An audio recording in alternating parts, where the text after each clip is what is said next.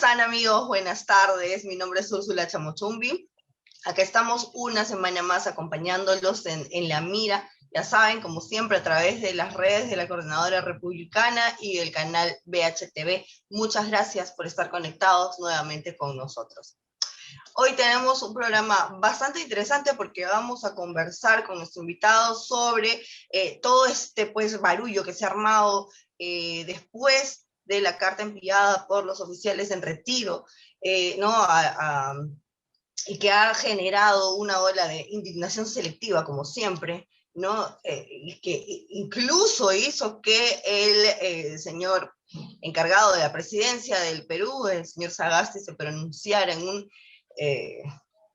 mensaje a la nación un poco confuso, ¿no? Un poco confuso y, ojo, que no se apega a la ley. Para conversar sobre esto, hemos invitado al general en retiro de la Fuerza Aérea del Perú, César Torres. ¿Cómo está, mayor general? Buenas tardes. Úrsula, muy buenas tardes. En primer lugar, mi agradecimiento por la invitación, a tu entera disposición y de tu audiencia. Muchas gracias por la invitación.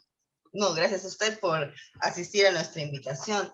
General, usted como personal en retiro, ¿qué siente después de la reacción que se ha generado luego de que ustedes se pronunciaran sobre la situación incierta por decirlo menos, ¿no? Que se ha generado luego de la segunda vuelta electoral, que nos ha traído pues una serie de situaciones en las que incluso ahora no tenemos aún un presidente proclamado? Pero ustedes, como cualquier ciudadano común y corriente, se pronuncian, ¿no? Porque tienen derecho a pronunciarse, y reciben pues este cargamontón, no solamente de algunos medios de prensa, sino del propio presidente de la República.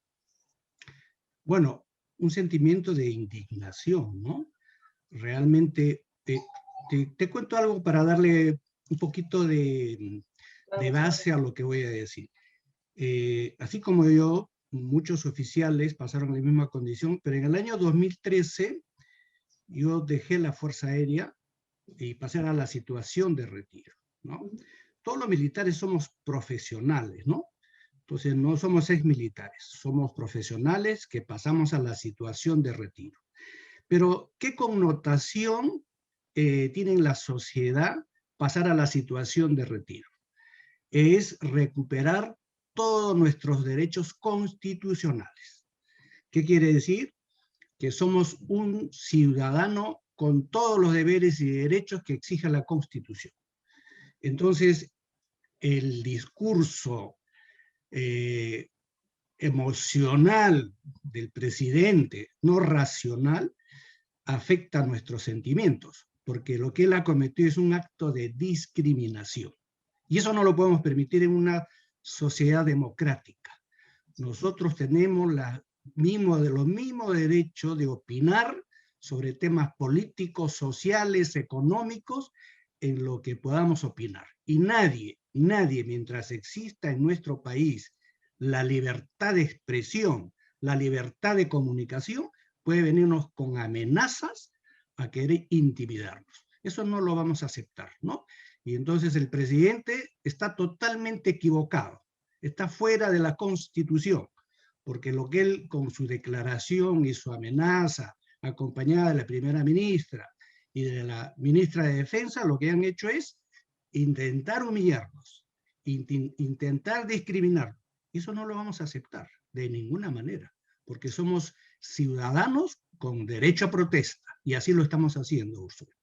Así es. Y tan es así que una buena parte de la sociedad civil se ha plegado, por supuesto, a ustedes, a su legítimo derecho a protestar, y el día martes hemos visto pues una manifestación inmensa en el Óvalo Quiñones, que tal vez en otros tiempos no se hubiera dado, ¿no? Pero ahora que mucha gente está despertando a la realidad de los hechos, está dándose cuenta que por muchos años les vendieron una narrativa que no era la correcta, que no era cierta, que recién ahora algunos lo están advirtiendo, pues ha generado este respaldo que es muy positivo, porque hay que recordar que a pesar de la historia que nos han querido contar, las Fuerzas Armadas son quienes nos defendieron del embate del terrorismo, quienes nos defendieron de, de ese tiempo tan cruel que los peruanos tuvimos que vivir por esos enfermos desalmados que ya conocemos, ¿no? Y que ahora quieren nuevamente llegar al poder a través de un señor pues que no sabe ni dónde está parado, pero bueno, ese es ya otro tema. quería, quería hacer énfasis en este apoyo porque, claro, usted habla de que, o nos comenta que cuando un oficial pasa al retiro, tiene nuevamente sus derechos. Entonces, pero ¿qué sucede en esta situación? ¿Por qué el presidente le tiene tanto miedo a los oficiales en retiro? ¿Qué pueden hacer ustedes o qué pueden hacer los oficiales que están actualmente en las fuerzas, ya sea en el ejército, en la FAP o en la Marina, ante una situación como esta? ¿Por qué se le movió el piso, digamos, para tener que salir a dar un mensaje a la nación después de esta carta que fue enviada por los militares en situación de retiro? Bueno, para nadie es desconocido de que el encargado de la presidencia, el señor Sagasti, tiene una tendencia, una línea comunista, ¿no? Eso está muy marcado por su jefe, el señor Guzmán, que realmente dibuja cómo es el señor Sagasti, ¿no? Ustedes han visto en estos últimos tiempos lo que es el señor Guzmán, ¿no? Hay una cosa en relación de eso que quiero contarte. Cuando Claro. yo estaba en la escuela de oficiales, mis técnicos me decían, cuando tú quieras llegar al objetivo, llega como las águilas, pero nunca como las serpientes arrastrándote, ¿no? Y lo que ha hecho el señor Guzmán es un acto rastrero al irse al partido del señor Castillo a pedirle pues poder, ¿no? Entonces, eso dibuja realmente Vergonzoso. vergonzoso, vergonzoso, y encima le dice, no te necesitamos, ¿no? Eso es lo más ruin que puede hacer una persona. Pues el señor Sagasti es de la misma línea, porque fue su brazo derecho, ¿no? Es su brazo derecho, señor Guzmán. Entonces, él tiene una tendencia marcada de comunista, es fans de los terroristas, porque al MRTA le dedicó pues una dedicatoria, dice, a Serpa, ¿no? Para el señor, Serpa le dice, para el señor Sagasti con todo respeto. Y la del árabe dice, para el señor Sagasti con el respeto de siempre. Por favor. Increíble, ¿no? Increíble Increíble.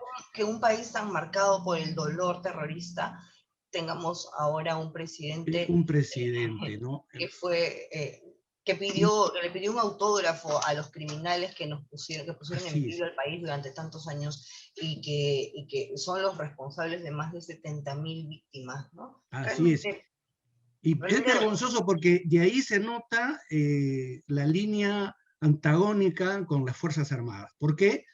Porque fueron las Fuerzas Armadas que militarmente derrotamos esa ambición de los terroristas, de los comunistas, de querer llegar al poder para destruir nuestro país. Lo evitamos.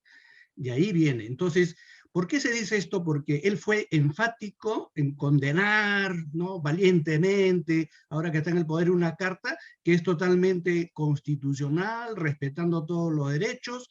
A nosotros no lo hemos dicho, las Fuerzas Armadas hagan inmediatamente atacar, no, no hemos dicho eso, porque créeme que las Fuerzas Armadas son las instituciones que más han defendido la democracia en estas últimas décadas. Sí. Y no por palabras, con hechos. Están integrados por profesionales, excelentes profesionales. Yo soy catedrático en las escuelas militares y puedo dar fe de la excelencia, del nivel académico, emocional que tienen todos los profesionales de la Fuerza Aérea, de la Marina de Guerra, del Ejército, ¿no? Entonces, el señor Sagasti defiende descaradamente esta línea comunista. ¿Por qué? Tenemos la intervención de Evo, tenemos la intervención de los chavistas, de Maduro, la intervención de Correa, la intervención de los bolivianos, de los argentinos, del presidente, y él no dice nada. Llamó No la dicen atención, absoluta ¿no? nada. Declaran Llamó la al señor atención. Castillo cuando la Así es. institución electoral todavía no se ha pronunciado. Entre un día y Porque, otro, en 2 días, todo el foro de Sao Paulo se había pronunciado.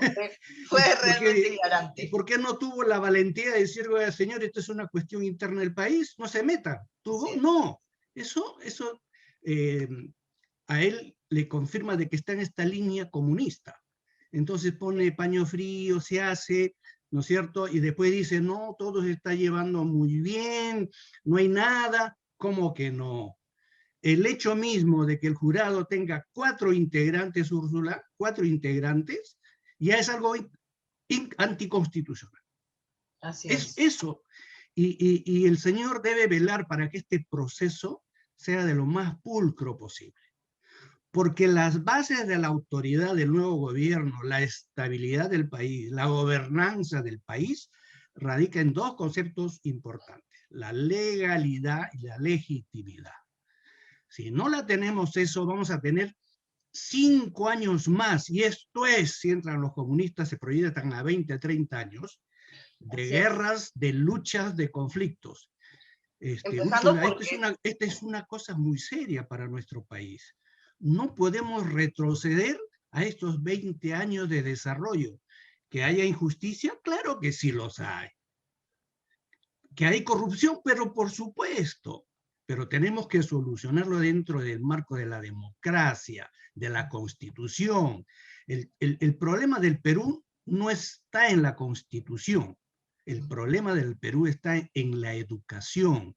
Nuestra educación es de muy bajo nivel. Nuestra educación está totalmente orientada a la parte cognitiva, conocimientos, no a la los parte valores. formativa, A así es. nadie en las escuelas, en los colegios, las universidades nos enseñan qué es integridad, qué es amor, qué es identidad nacional, qué es respeto, qué es honestidad, qué es cuestiones cívicas. No hay eso. Entonces, Eso es parte de un plan muy bien estructurado, ¿no? Porque cuando una persona no tiene integridad, no tiene valores, no tiene conciencia cívica, pues tenemos la receta para el desastre, que es la que estamos viendo en este momento, una serie de autoridades, ¿no? Que están bañadas en corrupción, pero ¿no? por supuesto. Que no saben dirigir a sus propios, así sea un gobierno local, así sea una municipalidad, una persona que no está preparada para ese cargo, no puede ejercerlo o no debería poder ejercerlo. Sin embargo, vemos pues una serie de personas que realmente dan hasta vergüenza ajena porque qué barbaridad, no tienen la menor idea de lo que tienen que hacer, entran simplemente para robar. Entonces, eso a ese tipo de personas y las personas que votan por ellos, sabiendo lo que pueden hacer, ¿no? El caso de Junín es un caso realmente, ellos han tenido el señor Cerrón, por ejemplo, de presidente regional, y han Imagínate, visto la imagínate, serie ¿no? situaciones de corrupción, han visto las obras que paralizadas que nunca se terminaron, lo han palpado, ellos viven la mafia, los cupos y todo eso, pero finalmente siguen votando o votaron por Pedro Castillo, al menos hasta donde sabemos, ¿no?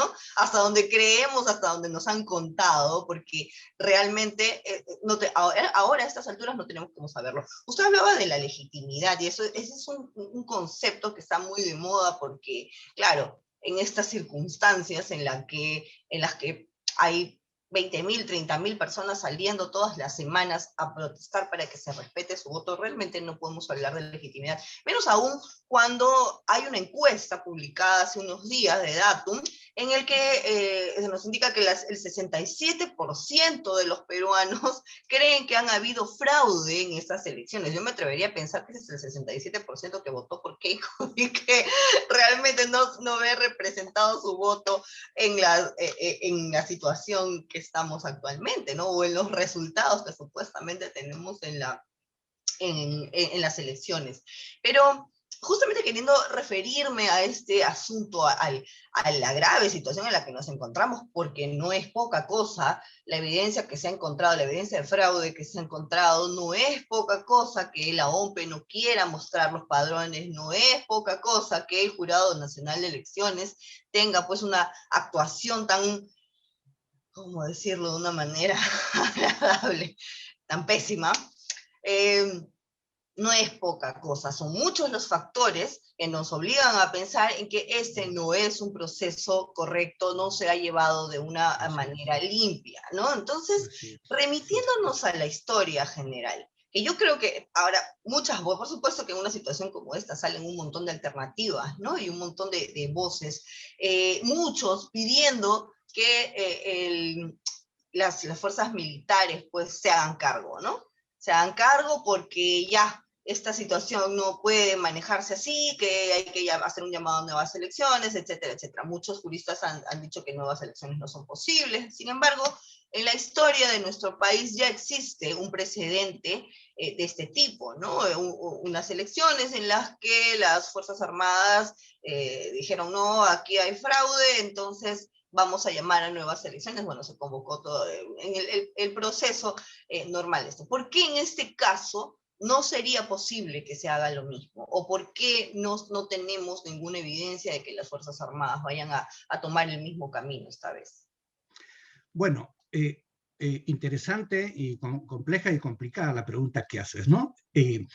Empezamos que efectivamente hay muchísimas evidencias confirmadas que hacen que tengamos razonables dudas de que este proceso sea un proceso limpio y que ese proceso nos genere pues esta percepción de legitimidad y que se cumpla legalidad, ¿no?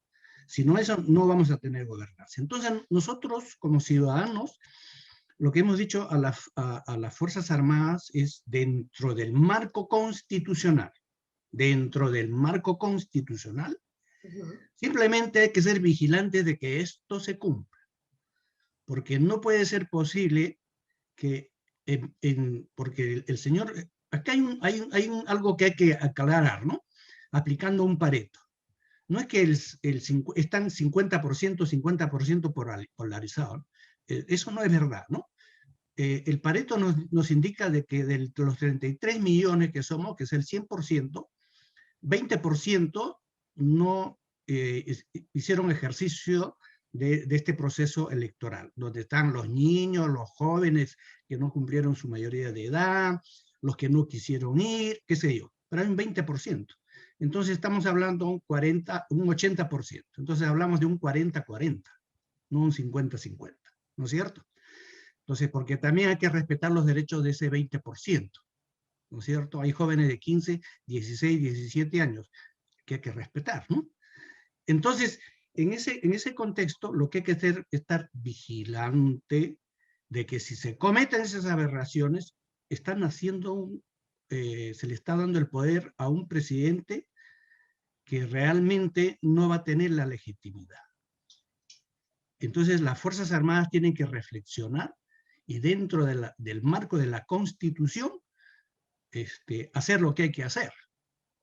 Eso no quiere decir un golpe militar. Por eso el Jurado Nacional tiene una responsabilidad histórica de hacer bien las cosas. Si se está diciendo, cuando no hay información clara, precisa y pública, se generan las bolas, las suspicacias. Y eso mancha el proceso. Entonces, lo que se le está pidiendo al Jurado Nacional de Elecciones y a OMPE es que transparenten toda la información. Los que están cuestionando dicen, necesitamos el registro, el padrón de electores. Hay que darle. ¿Por qué la resistencia? Hay que hacerlo público, hay que hacerlo público. Señor, necesito que el software con la que se ha hecho todo el procesamiento de datos está certificado. ¿Quién lo certificó? ¿Quién es el gerente de información? ¿Quién es el que maneja toda la información? ¿Dónde está? Que lo explique, nada más que lo explique, porque hay situaciones que preocupan, pues, ¿no? Hace poco leí una información, el señor Castillo, antes de las elecciones tenía un 2%, y en una semana llegó a tener lo que tiene. Eso pues, no sé, salvo que sea un socio de Mandrake, qué Y sé hay yo, que ¿no? recordar que en la primera vuelta también hubo acusaciones de fraude de parte de uno de los candidatos, del señor López Aliaga, que por supuesto cayeron en saco roto porque nadie, ni siquiera la OMPE, quiso responderle, ni siquiera la OMPE quiso brindarle la información que él solicitaba. Entonces, simplemente no hicieron nada, lo dejaron ahí, lo barrieron debajo de la alfombra y claro, él estaba tan caliente lo de las elecciones en Estados Unidos y todo el cargamontón que se le hizo a Trump, que yo supongo que el señor López Aliaga no quiso hacer lo mismo aquí, porque además aquí las elecciones son diferentes, se venía una segunda vuelta, entonces era momento de trabajar por la segunda vuelta, que me pareció una actitud Hay buena mala en su práctica, pues, Úrsula. momento, pero en este momento suma a todas las suspicacias que tenemos ya por esta segunda vuelta per se, ¿no? Entonces definitivamente es un proceso muy, muy difícil de creer, muy difícil de acompañar y muy difícil de aceptar, ¿no? Sí, yo voy a seguir luchando, porque que nuestra democracia siga adelante. ¿Por qué? Nuestra democracia es frágil, es débil, imperfecta, pero lo más hermoso de nuestra democracia es la libertad. La libertad es la esencia de la vida. La libertad es la esencia de la felicidad y del éxito. Yo no quiero el comunismo para mi país, porque el comunismo es corrosivo, destructivo. Por las misiones que me daba la Fuerza Aérea, yo he visitado países comunistas y sus habitantes son entes vivientes, ¿no? Sin autoestima. ¿Por qué? Porque le quitan la libertad, las aspiraciones del progreso. Eso no quiero para mi país. No quiero para mi país. Creo que nosotros en democracia, podemos dar solución para seguir creciendo, para seguir desarrollándonos como país, Así es. para posicionarnos en este mundo tan competitivo, en este mundo donde realmente la marca Perú debe estar muy bien posicionada, porque no nos falta nada, Úrsula. No, nosotros, como yo anteriormente te comentaba, el señor Castillo sale con esta frase, con este eslogan, ¿no? Pobres en un país rico. Somos pobres en un país rico, sí. ¿No? Justamente iba a preguntarle sobre Sí, eso. entonces él juega emocionalmente con los sentimientos, con la inteligencia de la gente vulnerable, ¿no? Que cree en eso, pero la riqueza hoy en día, en el siglo XXI, Úrsula, no está centrada en los commodities. Pensar así es como pensar en la guerra de Chile que se produjo por el guano, que era la fuente de la riqueza. Hoy estamos en el siglo XXI, en la sociedad del conocimiento, en la sociedad de la información, del ciberespacio. Y prueba de ello es que Israel tiene 5 o 6 millones de habitantes, tamaño de Ica, y es un país poderoso, rico. Nosotros tenemos 33 millones, tenemos todos los recursos y somos pobres, ¿no? Contribuimos con el 0.25 al PBI global. Con 0 puntos, ni siquiera un punto. Pero, pero nos inducen, ¿no?, a pensar que nosotros somos como país el centro de atracción global. No es así, pues, Úrsula, ¿no? Y lo peor de todo es que hay muchas personas que creen en ese discurso y otros que no creen en él y que saben que no es cierto, pero, por supuesto, lo acompañan, lo impulsan, lo apuntalan porque, obviamente, obedece a sus intereses y es mucho mejor. Pues no es mucho mejor jugar con la emocionalidad de la gente en lugar de darle para pensar, en lugar de hacer algo para que puedan usar la racionalidad, ¿no? Entonces y son tan perversos, como tú dices, son tan perversos que juegan con esos sentimientos, con esas emociones. Con las necesidades, ¿no? Con las necesidades, porque también. Nuestro pueblo, por falta de educación, no está en la capacidad de tener un pensamiento crítico, analítico de las propuestas. Bueno, entonces, ellos saben, ¿no? Cuando dicen el pueblo, ¿no?, es el pueblo que ellos manipulan, pero a ti y a mí no nos van a manipular, pues. ¿no es Ese cierto? es el trabajo de todos estos años. Ese es el trabajo, Así. que la gente, que mucha gente no tenga, incluso ni siquiera tenemos que ir muy lejos, no tenemos que ir a la puna, no tenemos que ir a una comunidad en la selva, no, lo vemos aquí en las mismas universidades, aquí, en las mejores, supuestas mejores universidades de Lima, que la calidad de estudiantes, la incapacidad de tener un pensamiento crítico, pero espeluznante. Es que es increíble que gente que ha pagado tanto para estudiar en una universidad supuestamente prestigiosa termine saliendo con ese nivel de capacidad, no sé, con ese nivel Tú intelectual lo estás realmente viendo, tú lo estás increíble. viendo. Tú lo estás Realmente es viendo gente con increíble. doctorado, con Es maestría, peligroso. Así es. ¿no? Y Para es que veas peligroso. cómo... Todos ellos terminan siendo útiles, terminan siendo funcionales a cualquiera bueno, no es Así es. cualquiera, no, es el poder enquistado que simplemente no va a dejar pues salir adelante el país. Y bueno, esto lo vemos en todo orden de cosas, ¿no? En todo orden de cosas, porque hablan pues de la cantidad de problemas, hacen un análisis de los problemas, pero nunca ofrecen soluciones, ¿no? Y cuando Así alguien es. ofrece soluciones se encargan de apabullarlo, porque ellos Así es. necesitan que los Así problemas es. se mantengan. Así No, es. no, no pueden permitir que Perfecto. los problemas encuentren solución. Los problemas se tienen que mantener porque si no, ellos se mueren de hambre. Se Entonces, mueren de hambre, claro. ahí, ahí me gustaría entrar a algo que estuvimos comentando acerca de los paradigmas nacionales en la conducta de los peruanos. Eso es algo que me parece muy interesante porque Claro. efectivamente, esto que usted comentaba hace un momento acerca del discurso, ¿no? Que es algo que utilizan muchísimo en esta, y que no se ha utilizado recién, pues, ¿no?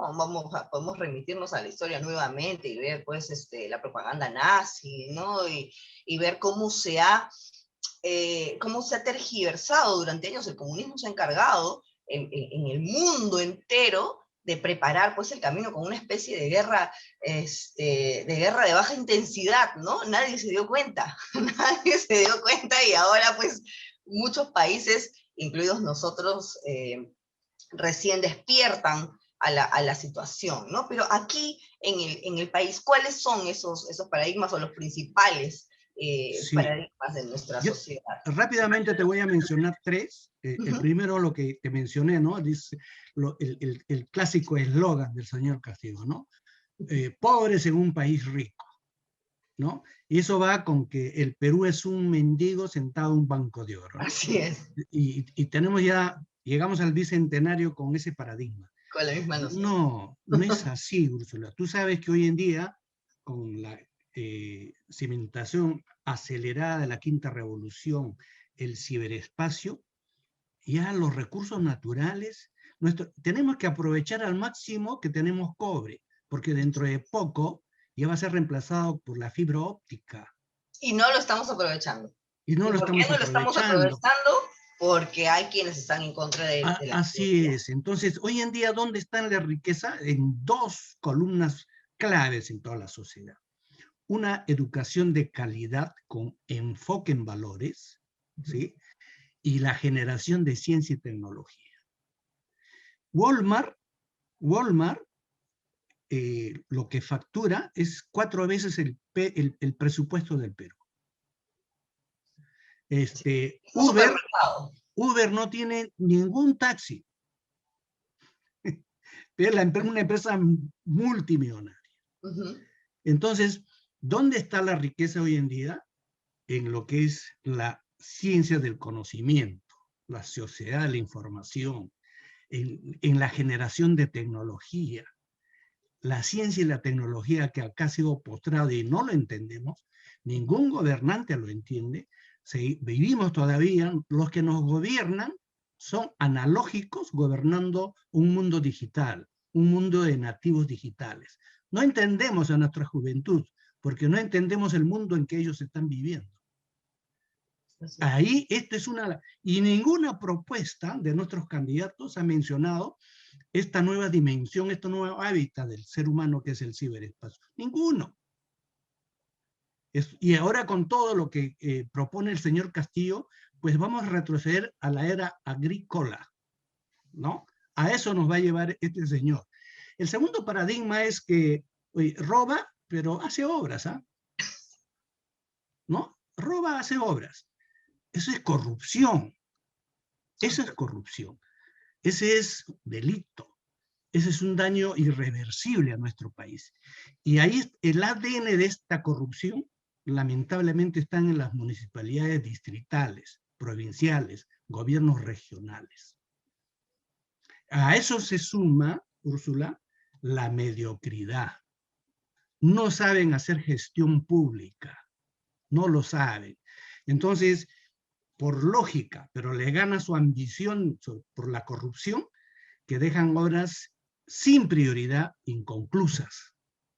Y cuando una gestión termina, la otra viene con sed de venganza, con otra ideología, y no avanzamos. No atendemos los servicios básicos de la ciudadanía y los seguimos postrando, pero se hicieron millonarios, ¿no? Y tercero es, el tercer paradigma de los muchos que tenemos es, el pueblo es sabio, ¿no? Pero ese pueblo sabio, basada en su vulnerabilidad, es manipulada emocionalmente.